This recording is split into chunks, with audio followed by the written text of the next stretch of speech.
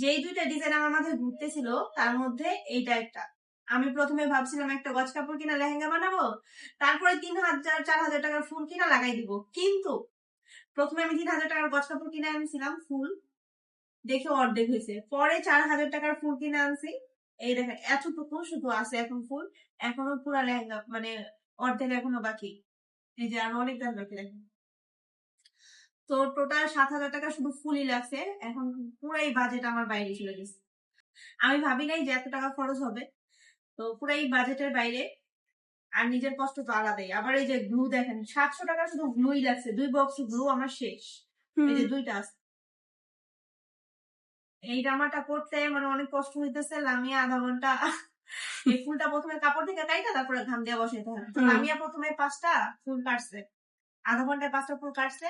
কাটার পরে বলতেছে যে এই জামার দাম লাখ টাকা, ওর এতই কষ্ট লাগছে। আসলেই লাখ টাকা। তো কেমন হয়েছে অবশ্যই কমেন্ট করে জানাবেন। আমার কাছে তো খুবই ভালো লাগতেছে, বোঝাই যাচ্ছে না যে এটা বানানো ড্রেস, মনে হচ্ছে রেডিমেড। আর কারো টিউটোরিয়াল লাগলে অবশ্যই জানাবেন, পরে আমি ভিডিওতে দিয়ে দিব কিভাবে করলাম। এই যে প্রথমে এটা কাপড় থেকে আলাদা করতে হয় ফুলটা, তারপরে এই যে ঘাম দিয়া জাস্ট এভাবে বসে। বসানোর একটা আলাদা মেজারমেন্ট আছে, কিন্তু এটা সবাই পারবে না, যেমন আমি।